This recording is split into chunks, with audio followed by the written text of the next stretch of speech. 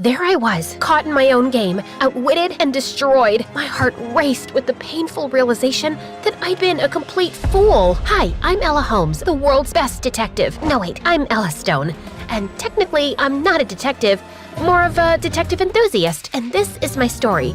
Don't forget to like and subscribe. Ever since I was little, I was fascinated by mysteries. I'd read detective stories under the blanket with a flashlight on. When I was 7, I was convinced that my teacher was a criminal. She had these beady eyes and this creepy old face, so I followed her and caught her stealing money from the school bake sale. The principal gave me an award and everyone cheered. I was on top of the world, but of course, I couldn't stop there. I sought out more mysteries to solve, like who wrote bad words on the bathroom stalls, left their stinky gym socks on the floor, had a secret crush, or farted in the library. To me, everyone at school was a suspect and had something to hide. I know you did it! Don't you lie to me! But I'm innocent! Wait, what are we even talking about? Eventually, things got out of hand. Kids ran away when they saw me. I didn't do whatever you think I did! Leave me alone! They got really mad when they caught me searching through their stuff for evidence, so I didn't have many friends. But that was okay, because I had Jenny. Jenny was my neighbor, and we've been best friends since I saw her playing in her front yard, and this mean girl walked up and pulled her hair.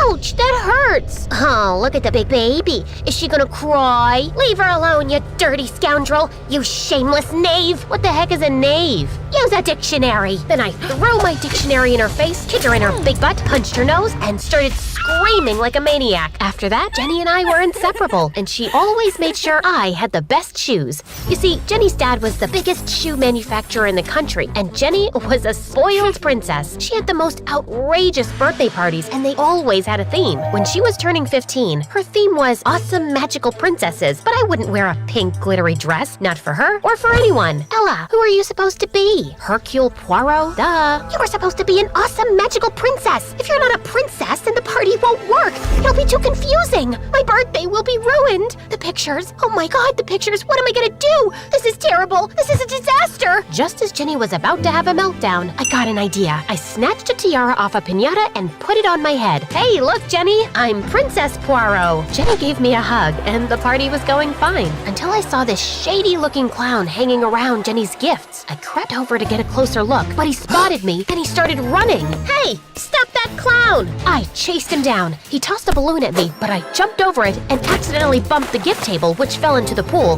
Then I tackled the clown, and we smashed into the cake. Ella? I looked up to see Jenny crying, and all the guests glaring at me. Come to find out, the clown was Jenny's harmless grandpa. After that, I was kicked out of the party, and Jenny stopped talking to me completely. But things changed a couple years later when I heard Jenny sobbing in her backyard one day. Hey, are you okay? Do I look like I'm okay? My heart is shattered. I'll always be alone. I'll never find love again. Want to talk about it? To my surprise, Jenny spilled the beans. She told me she met a boy, but she lost his number. Okay, what's his name? Alex? Jenny shook her head in despair. She only knew his first name. Don't worry, I'll find him for you. I kept my promise to Jenny. We spent the whole night combing the internet, and we finally found Jenny's crush. We sent him a message, and he asked Jenny out on a date. Jenny was over the moon. You're the most awesome friend in the entire world, and the best detective I know. It felt good to have my BFF back. A couple weeks later, Jenny threw one of her famous slumber parties. She invited me and the most popular girls in school. We were having fun playing games and asking Ask Brain 2 to tell us our future when nature called. Jenny's bathroom was already taken, so I had to go to the one in the hallway. I went past Jenny's dad's office. The door was open, and there was enough light for me to see his huge library with wall-to-wall bookshelves. I couldn't help myself. I had to look around. Then I noticed a slightly crooked book.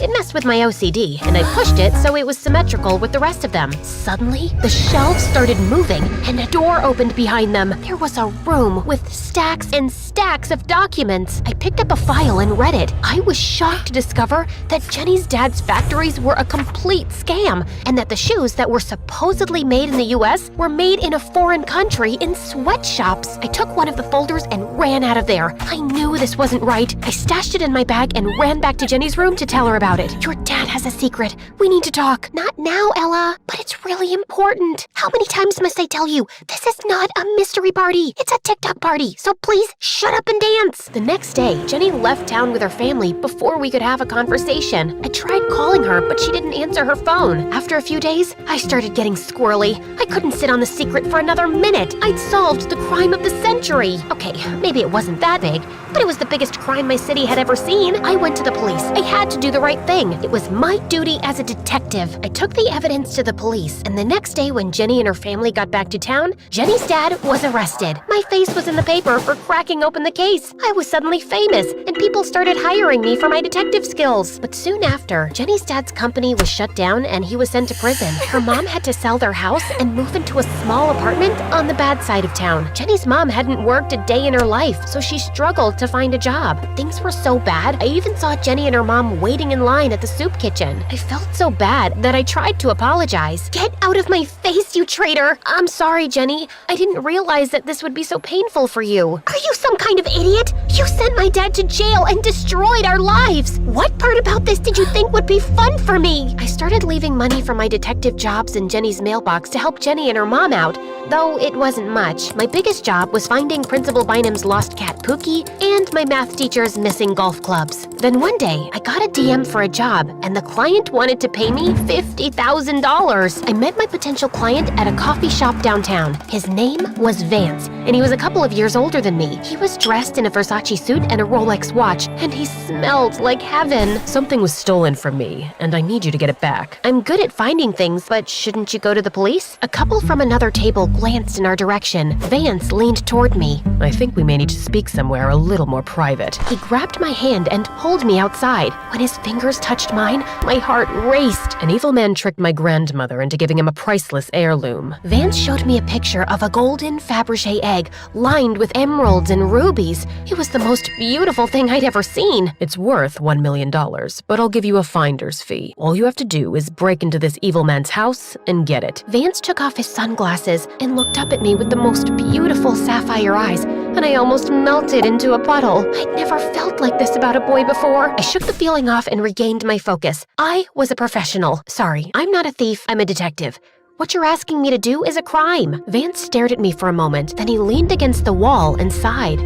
You're right, that would be wrong. I was just so sad. I didn't know where to turn or what to do. I read about how you took down that corrupt businessman. I thought you could help me. That egg means so much to me. But I see now that I was wrong. I hope you can forgive me. Vance stepped toward me. He brushed a strand of hair behind my ear. My heart turned a dozen flips. It's okay. I understand.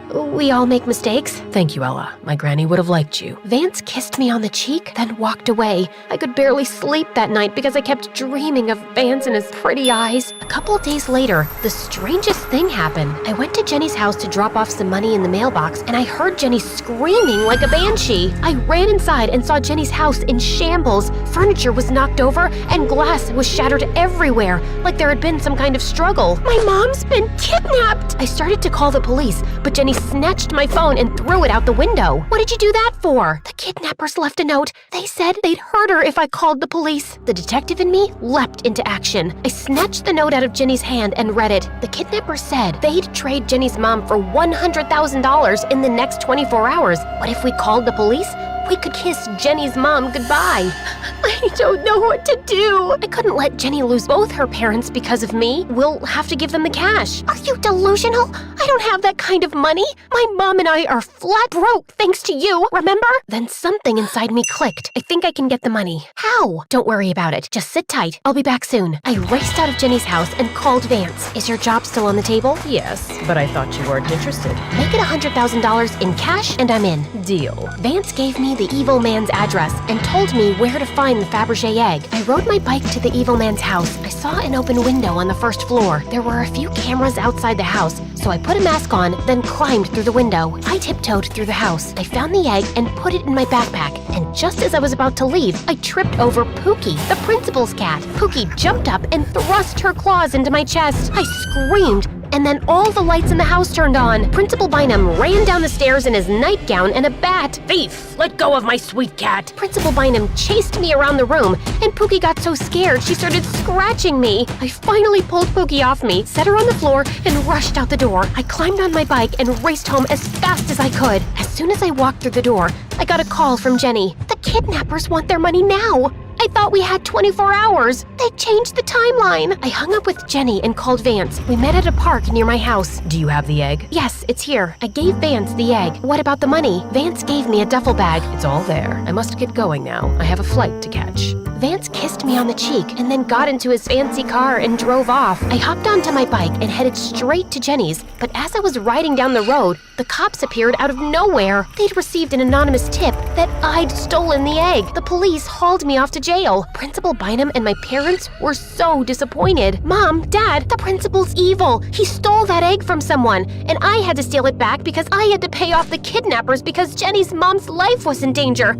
I had to do it." Everyone looked at me like I was crazy. "Ella, you must be mistaken. I bought the egg in an auction. I have the receipt. And Jenny's mom was never kidnapped. She's probably safe at home, fast asleep. And that money in your bag is fake." The officer opened the duffel bag, and when I looked inside, my blood ran cold. All the money was Monopoly money. I'd been tricked. I felt like such an idiot. But what happened next totally rocked my world. The police told me that Vance was Jenny's cousin, and he was a thief wanted in connection to a dozen robberies around the world. The police had been monitoring him for years. We tapped Vance's phone and overheard his plans with Jenny to frame you for stealing the egg. Then he would leave the country, sell the egg, and transfer half the money to Jenny. But if we know anything about Vance, he's gonna double-cross Jenny too and not give her a dime for it. It turned out the police officer was right, because when they went to arrest Jenny and her mom, they confessed to the crime and said Vance hadn't been answering any of their calls. Thanks to the tracker, he was soon caught at an airport and taken to jail for his crimes. As Jenny's trial was about to start, I spoke to the principal. "I'm sorry, Mr. Bynum.